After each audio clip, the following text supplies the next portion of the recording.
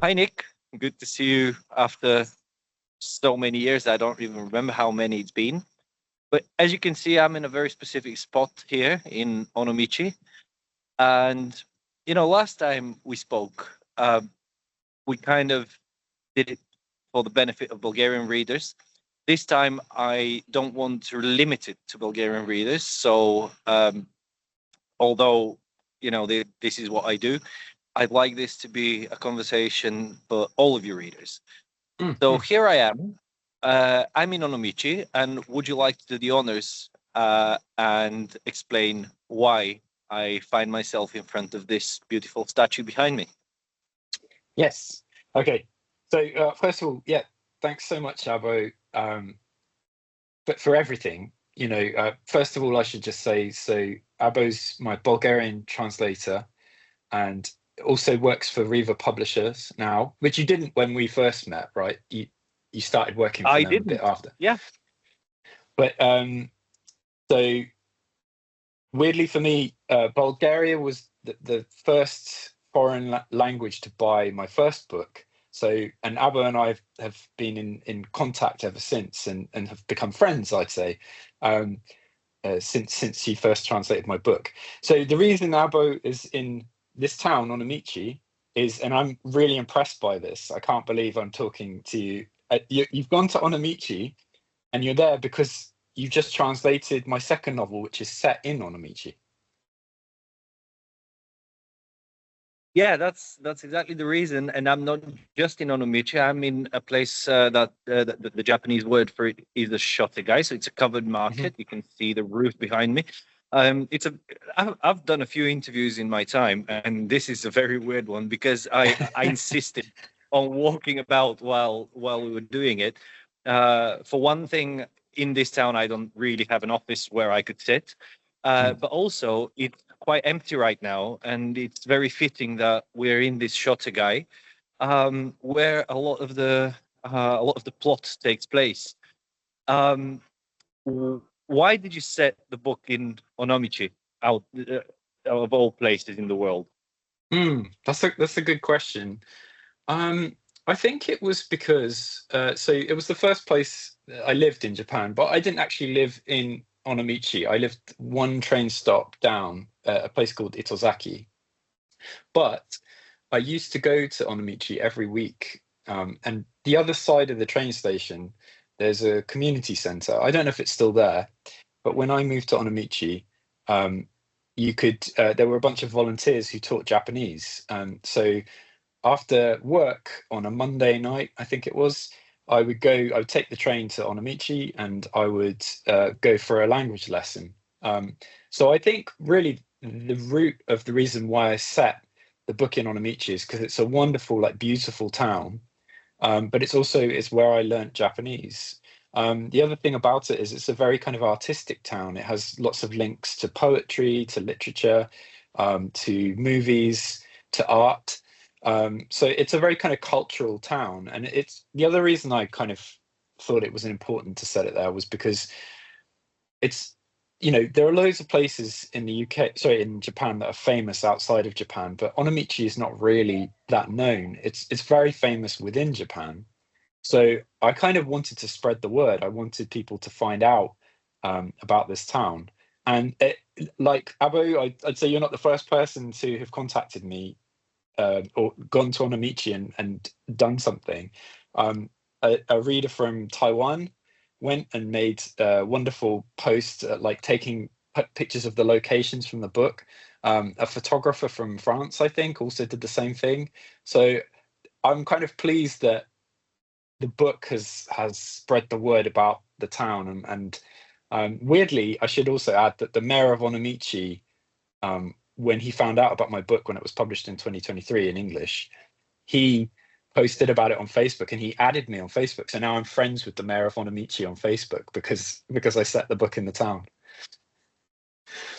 Yeah, that's very well deserved, I have to say. And we'll get to the book itself, but it does feel like this is a much more traditional place. Because on my way here, I obviously landed in Tokyo, did a bit of traveling, went up Mount Fuji, went to Fujinomiya, which is also a tiny little town.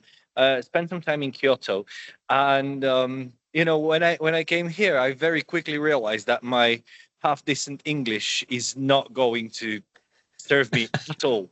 Uh, so people here are not very used to tourism. I wouldn't think. I haven't seen very many non-Japanese around. Yeah.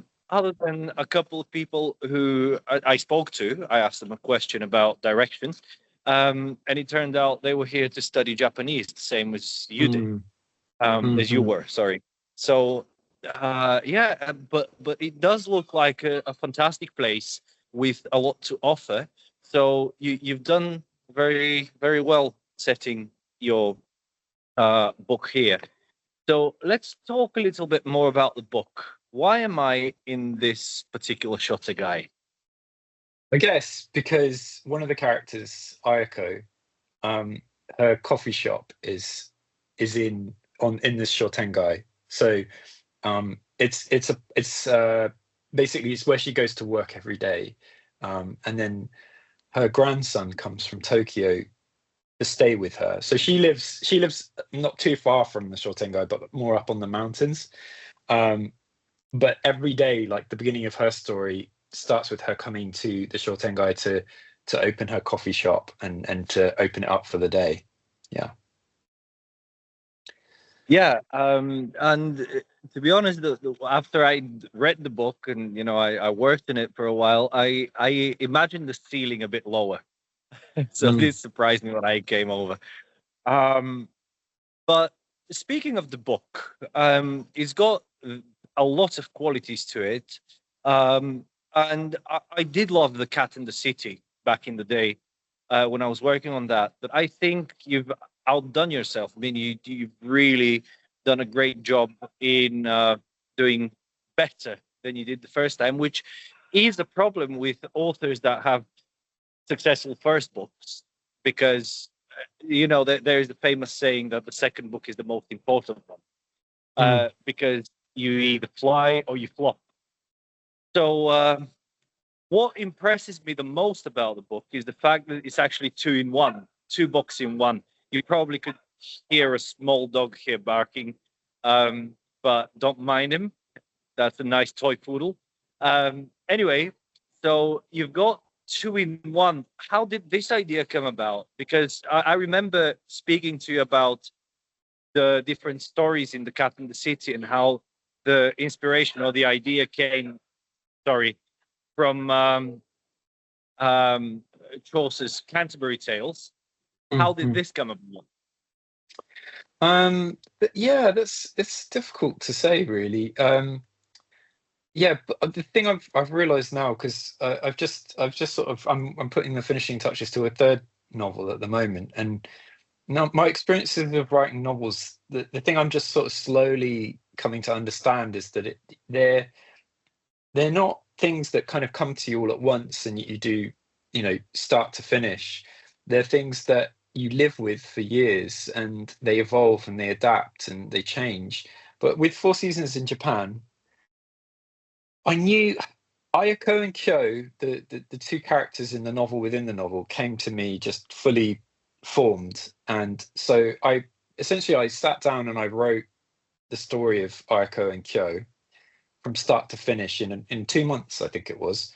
And originally that I called that book The Sound of Water, or Sound of Water. And I put it aside for a bit.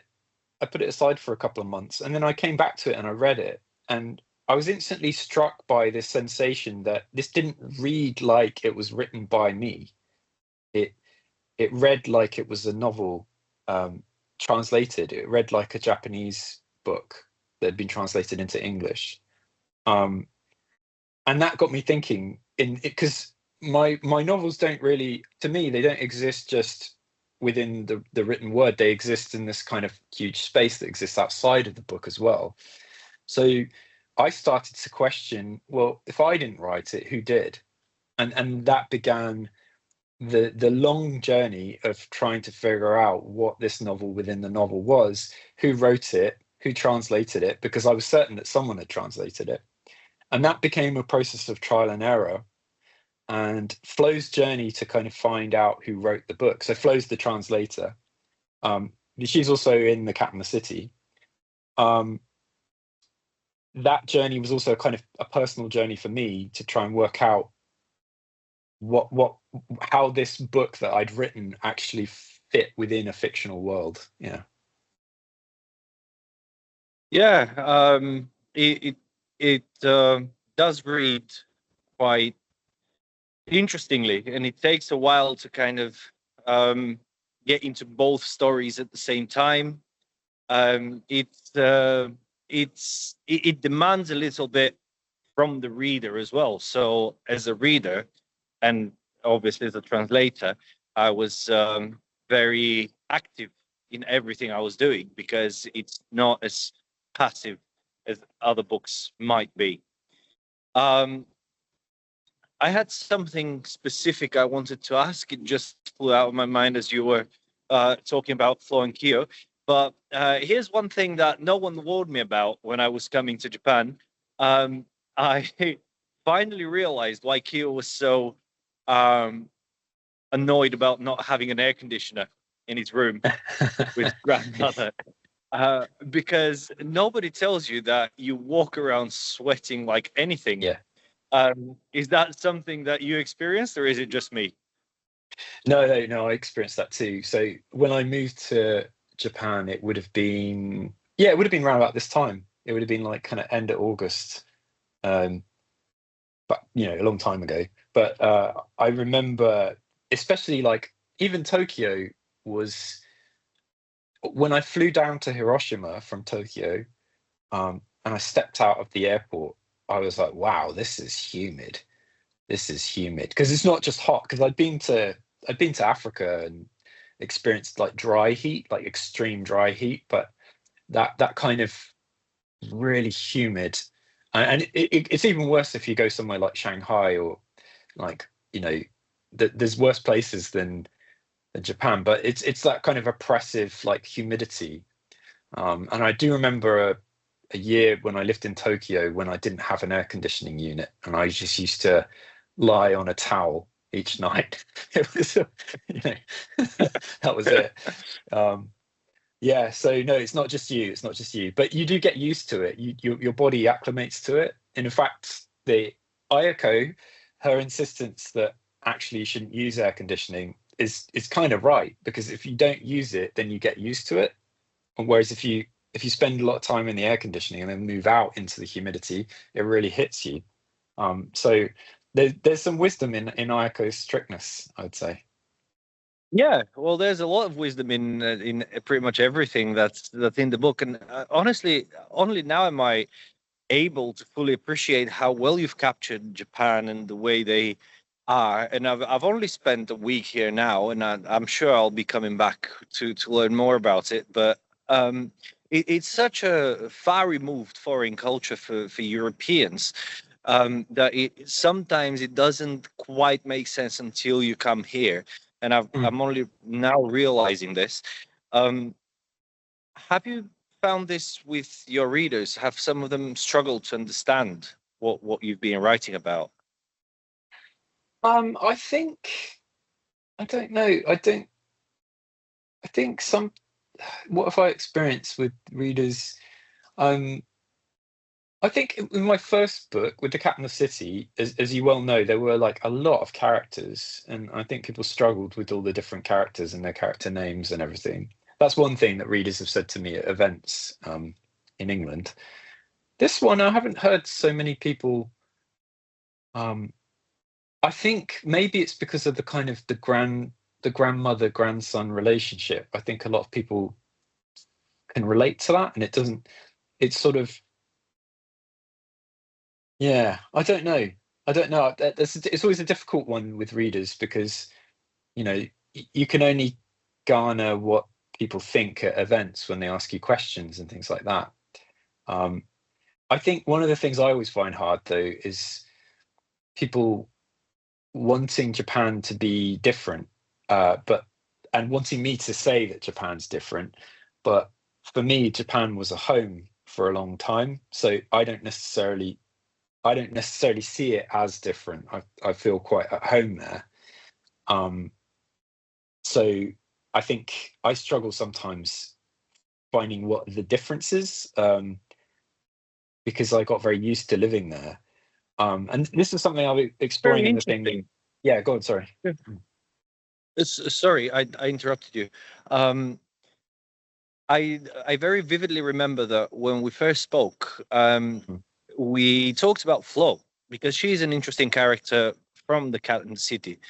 And you said that was pretty much the way you experienced, translation and Japan at the time.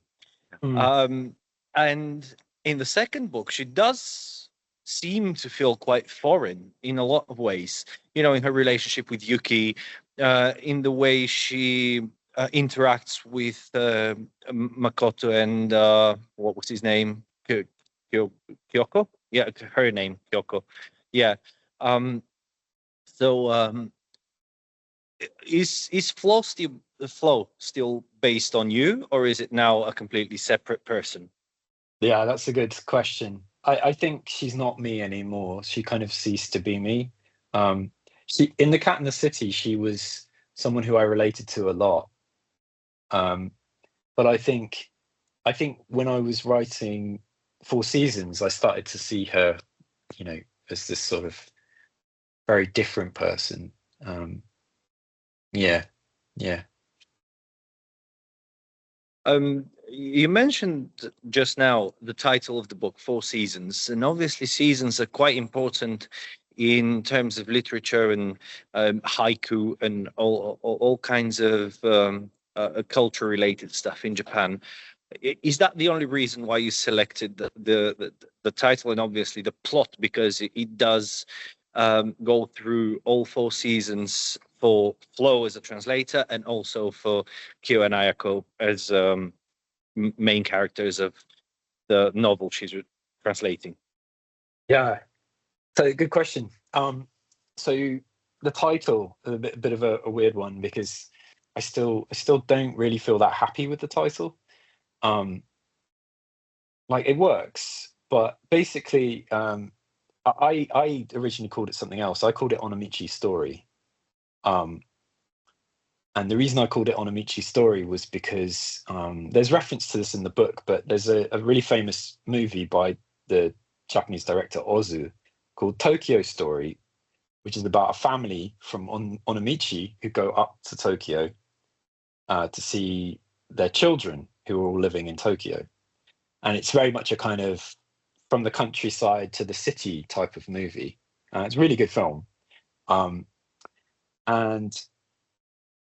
so, well, this is quite complex, but basically when I was, so that was a big inspiration for the book because what I wanted to do was flip it on its head and have someone come from Tokyo to Onomichi. So I wanted to do the city to the countryside perspective because my first book is very much about. This is a very nice factoid about the book. Go on. Yeah. So because the first book is very much about Tokyo. It's very much about the city. I wanted to write about the countryside. I wanted to write about the rural places. And before I published The Cat in the City, I tried many times to write fiction set in Hiroshima Prefecture, which is where I first lived in Japan. So I lived there for 4 years before I moved away. And that's a place that's very dear to my heart. I learned Hiroshima dialect of Japanese before I learned standard Japanese. I felt more comfortable speaking Hiroshima dialect than I did, standard Japanese. And when I moved up to Tokyo, I had to learn to speak in a kind of more neutral Tokyo, standard Japanese. But yeah, so I wanted to call it Onomichi Story, exactly because I wanted to make a nod to Ozu because his film was a huge inspiration to me. And weirdly, I don't know if you noticed, but there's a theme of black and white in the book. And yeah, very much so. So that was also like very important to me to work in this idea of black and white, and because the book. If I may mention here, other than just the literary opposition of black and white, you also have the dividers in the text, the little dots that separate the different passages and everything. And they make sense after you get to like halfway through the book. You start seeing why there's a black dot or a white dot, or both of them, or maybe something different. So yeah, it's very, very noticeable. Well, part of that was the whole black and white thing was a kind of intricate mind map of, because Tokyo Story is a black and white film. So I know that's really literal, but it was important that the black and white feature a lot in this story. And Kyo and Ayako's characters I built out from the concept of yin and yang. So Kyo is supposed to represent the white, youth, masculinity, ambition, and Ayako is supposed to represent the black, like the moon, old age, wisdom, femininity. So but the idea was that I wanted them to learn from each other, and so their relationship is a kind of progression of the white and the black meeting and forming some kind of balance. And I think you and I have talked a lot about this kind of stuff before, but I think I'd been sick of this polarization online, this extremism that goes on, and I wanted to think about how actually everything is always about balance, and there's always that we can learn something from our enemies just as much as we can from our friends, and how important it is to have difference and discussion. So I think that was really important. But I think I've come this way from the original question, which was about the title Four Seasons in Japan. But basically, I wanted to call it Onomichi Story, but talking with my publishers, they were like, yeah, but people aren't going to know what Onomichi Story means. Like, it's very clever. It's a very, neat illusion, but it's too niche and people don't know what Onomichi is. So basically then I brainstormed 2 pages of titles, and I think the first or the second one was Four Seasons in Japan. I think the first was maybe Four Seasons in Onomichi. But yeah, that was picked. And to be honest, now I look at it and I think it makes sense, because the structure is about Four Seasons in Japan, because the book was always structured like that. So I think it was a title that it kind of is a story about it is a story about Japanese literature as well as everything else. Yeah. But yeah, I suppose this is also a lesson for anyone who wants to be a writer, that creativity isn't always about like you with your perfect vision. It's often about compromise. It's about thinking, having disparate thinking rather than just being blinkered.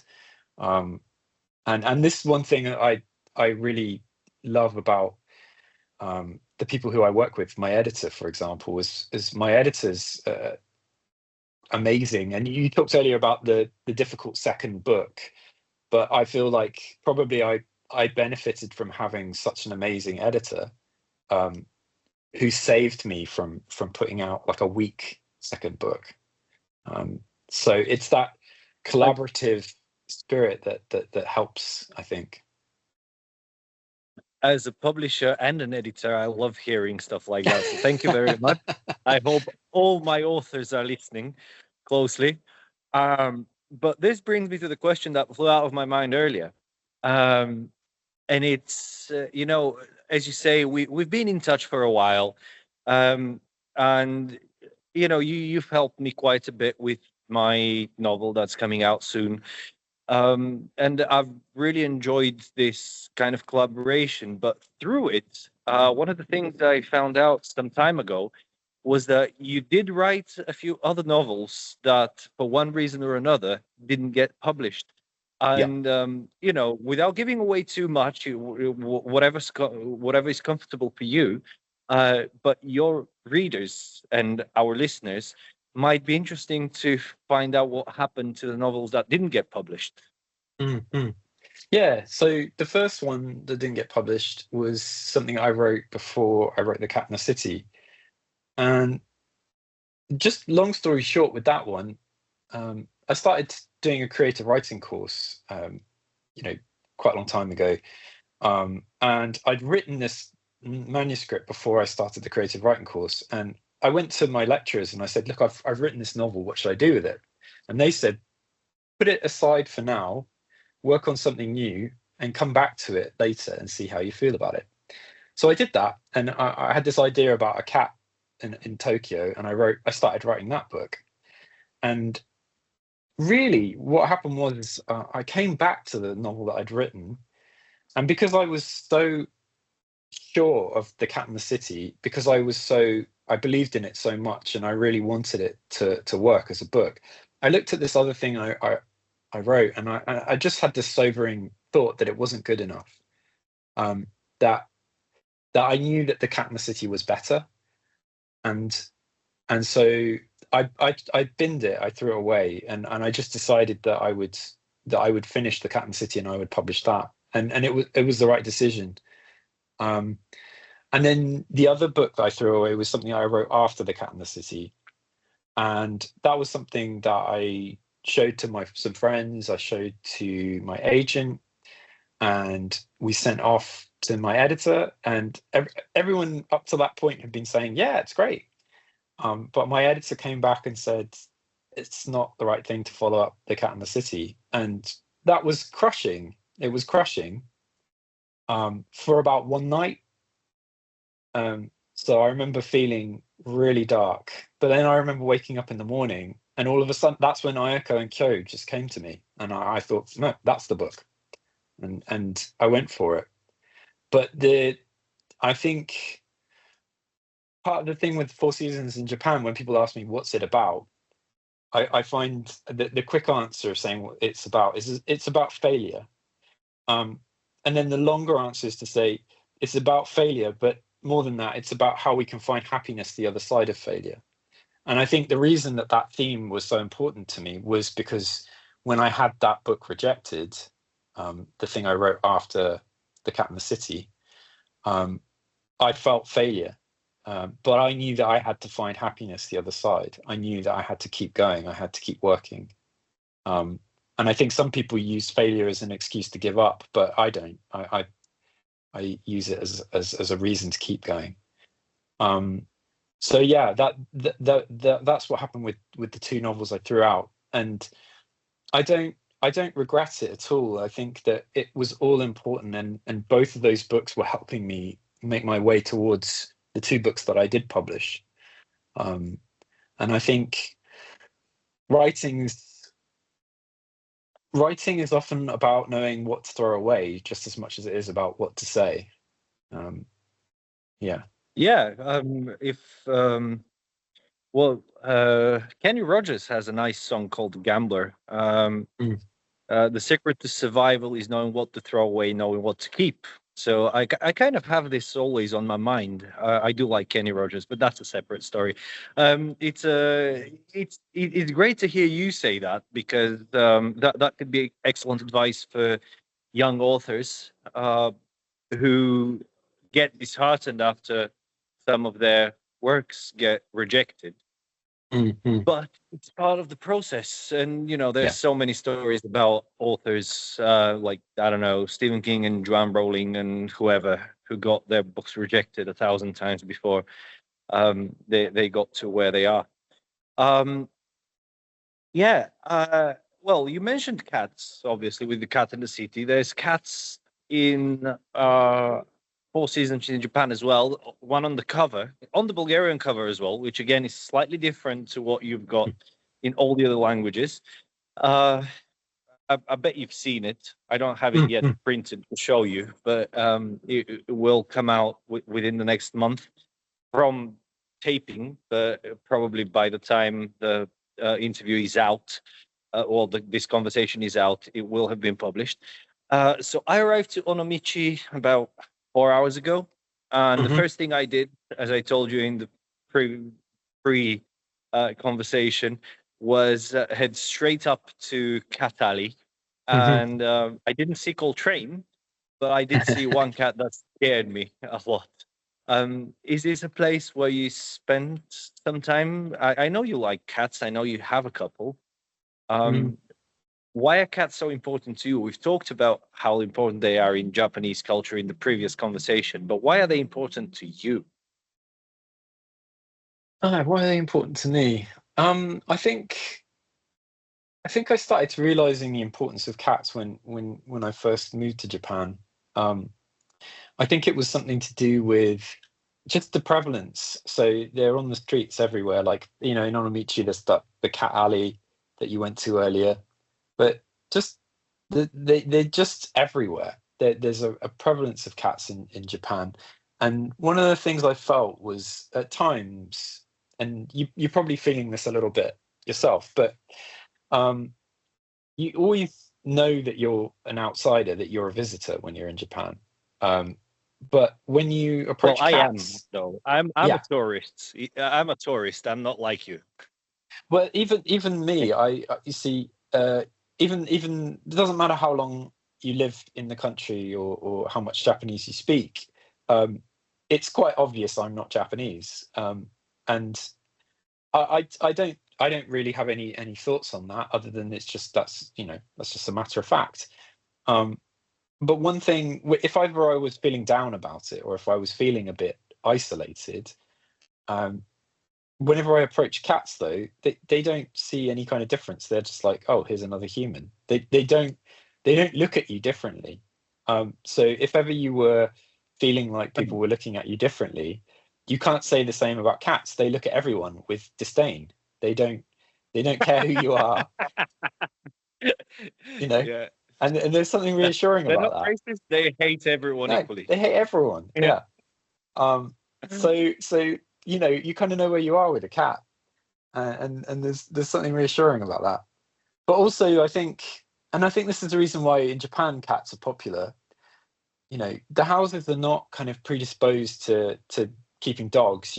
No large gardens. Difficult to go out for walks, all this sort of stuff. So in the UK, it's like dogs everywhere, dogs, dogs, dogs. And I love dogs too. I'm not. But I think people probably like cats because cats are very independent and they can, you know, you can people in the community can form connections with cats, but it's almost like everyone uh, owns those cats. Everyone looks after those cats. But it's something it's a viable pet, that kind of maintains itself. It doesn't scratch up the tatami and so yeah, I think people kind of like that, because Japan is a very kind of community based, especially somewhere like Onomichi, small towns and things.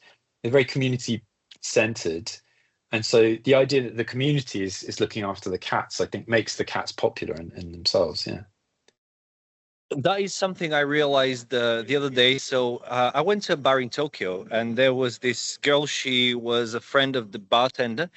So she Mm, came, and the bar was pretty empty. So she sat next to me, and we started talking. Half Japanese, half Filipino, I believe. And she was telling me how much pressure she's feeling now to get married because she's like 28, 29, something like that. And I mm, remembered your character from the first novel, and you were telling me that you wrote her specifically to show how much pressure there is on them. And I started instantly, very intuitively, started with all of our childish European stuff about, oh, you should be happy yourself, don't think about what yeah. people say. Yeah. But then I thought, I've been here for 2 days, and I kind of realized why society puts pressure on people, because this society, unlike European societies, gives back. Like, this society will keep your streets clean. It will keep your stuff safe. It will return a lost wallet or whatever it is, So I kind of stopped halfway through the sentence, and I said to her, I feel like I'm not being fair on you here. I mean, I understand why you feel that way, and there is really nothing I can do other than listen.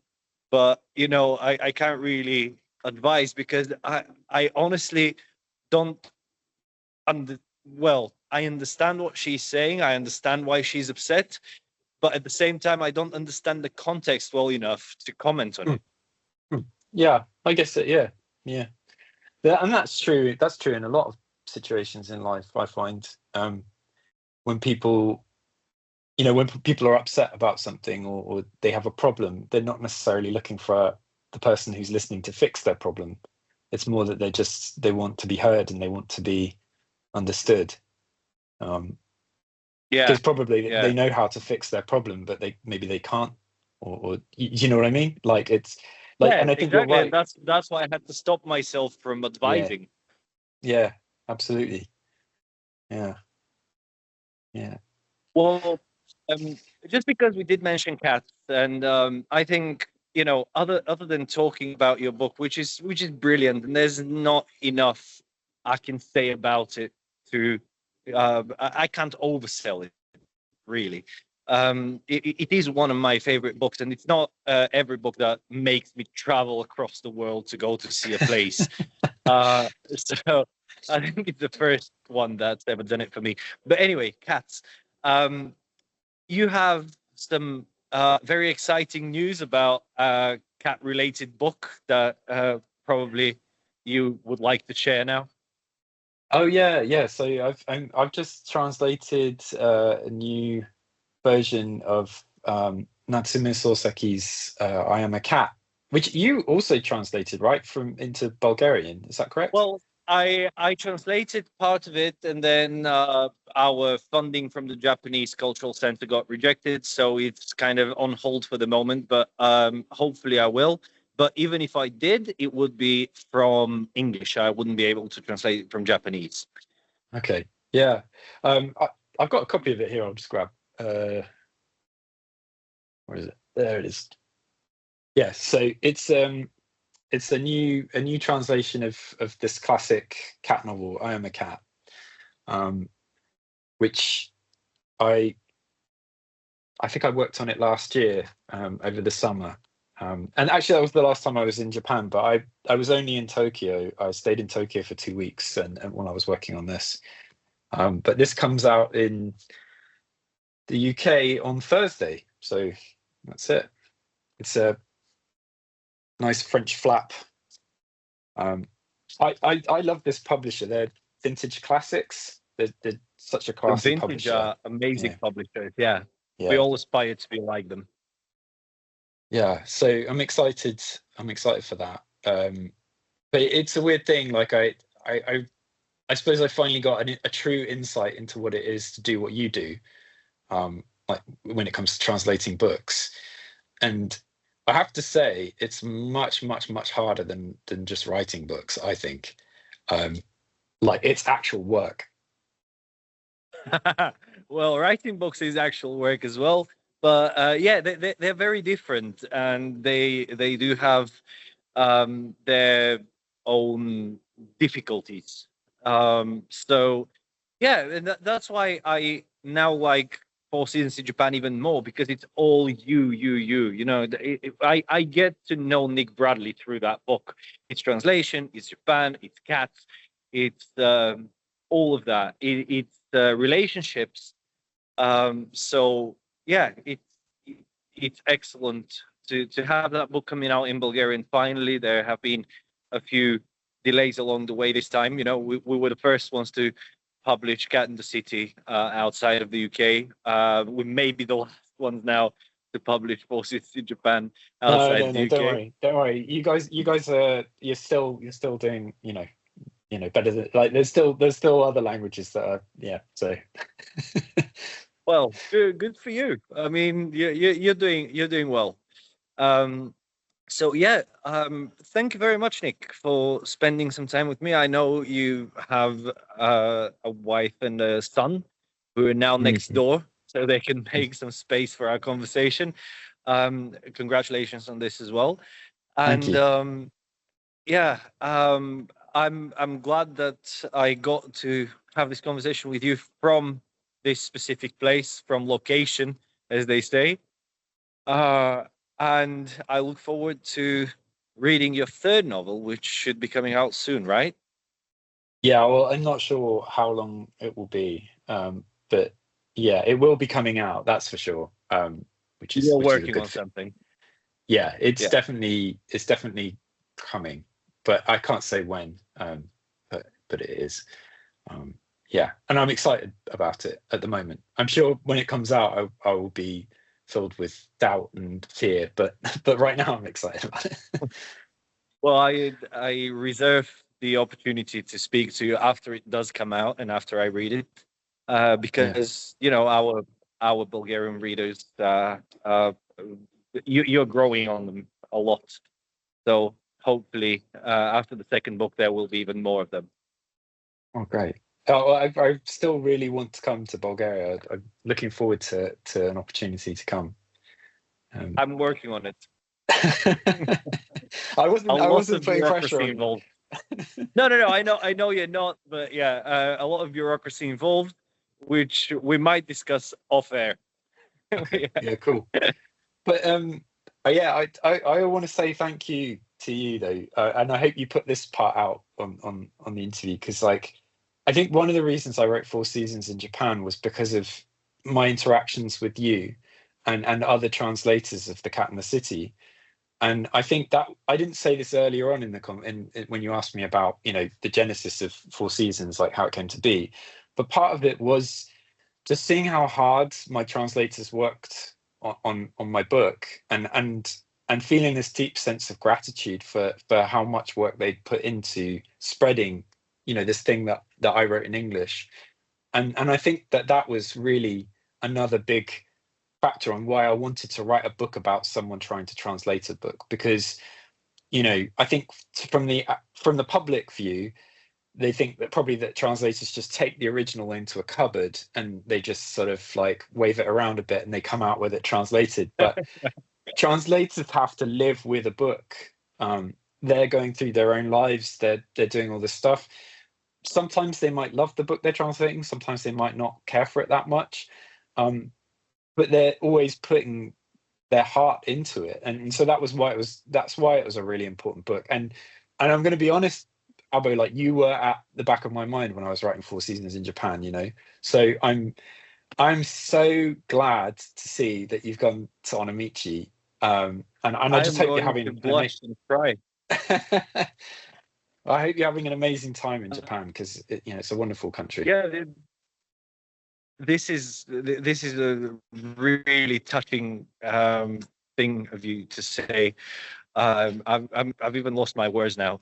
But yeah, I mean, translation is a thing. It's not, as you say, waving stuff around. We do get a few translators now at the publishing house who try to pass off some AI translations to us, and like we are not even close to having AI taking our jobs, so that's good.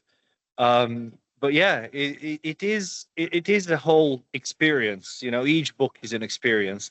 And to be fair, I have enjoyed the books I have enjoyed the most have been your books. Working on them. That's why I'm really looking forward to the third one. And yeah, it's been great being able to speak to you from the Shotegai of Ayako. Awesome. I'm just I'm so happy, so stoked to see you there. I also hope that the Bulgarian readers get to see Onomichi by day as well, like and yeah, I mean, I will be posting a few photos. Yeah. Well, one thing I was thinking about, because I was thinking about this earlier. I was thinking, I'm going to talk to Abo, like what I wonder what we'll talk about. But one thing I was thinking was, when I moved out to Japan, you could Google existed, and you could do a search for. So I searched for the place I was going to, but I couldn't see any images. There was nothing when I moved out there. There were no smartphones. It was a different time. And what's so weird about the world now is that you can type in Onomichi, into Instagram, into Google, and you can see the place, without actually having to go there. Whereas, back when I moved there, I didn't know what I was going to see when I arrived. I had no idea. Well, yeah, I could have easily done this on Google Earth Street Maps, but I prefer being here. Yeah, I mean, you could be doing that with a Zoom like background, right? Yeah. Yeah. Green screen. Yeah. Yeah. Yeah. Yeah, it's I bet it's weird. I know Google existed. I didn't realize it's been 20 years since you came here. I thought it was more recent than that. And perhaps it's changed, I don't know. But the main things are here. The main things I wanted to see straight out the station are here. It has changed a lot. Like I did go back in 2018, just to visit. I was on holiday. There's been the Shotengai and everything, like the old part of town is the same, but if you go back towards the station, opposite the station, there's this whole like new complex, Yep, which wasn't there, that's where I'm staying. at all. Yeah. I think, and because one of the things with Onomichi is in Japan, it gets a lot of cyclists, like, yeah. So I've people, been told that. yeah, because you can cycle across the bridges all the way to Shikoku. So yeah, it's so they really kind of built an infrastructure for